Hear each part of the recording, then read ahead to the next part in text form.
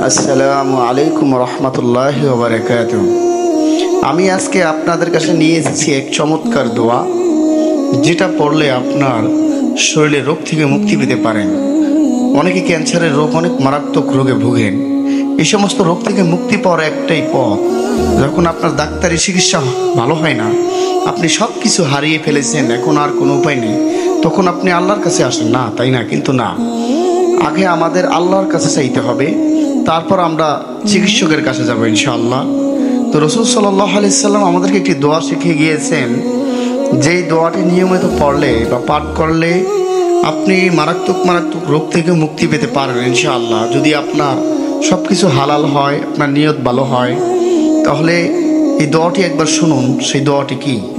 দোয়াটি হলো আযহিবিল বাস রব্বান নাস আশফি আনতা শাফি লা শিফাউকা ইল্লা শিফাউকা শিফাআন লা ইউগাদিরু সাকামা। এই দোয়াটির অর্থ আছে, অর্থটাও আপনারা জেনে নিতে পারেন।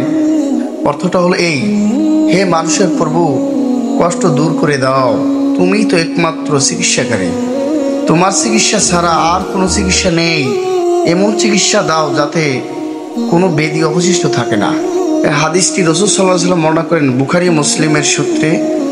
এটি রাসূল সাল্লাল্লাহু আলাইহি সাল্লাম অসুস্থের জন্য পড়তেন। কখন পড়বেন?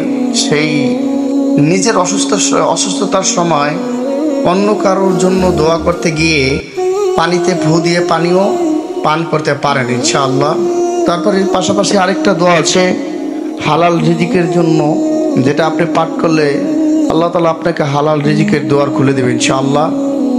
এই দোয়াটি হলো এই: আল্লাহুম্মা ইন্নী আসআলুকা ইলমান নাফিয়া ওয়া রিজকান তাইয়্যিবা ওয়া আমালান মুতাকাব্বালা।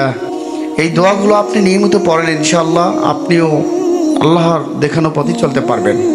আর এতক্ষণ তো আমার যে কথাগুলো শুনেছেন, আর যদি কোনো উপকার আসে অন্তত ভিডিওটা একবার শেয়ার করে দিবেন, আর আমার চ্যানেলটাকে অন্তত সাবস্ক্রাইব করে রাখুন। আর আপনাদের কাছে আমি দোয়া চাই যাতে আরও সুন্দর সুন্দর ভিডিও বানাতে পারি।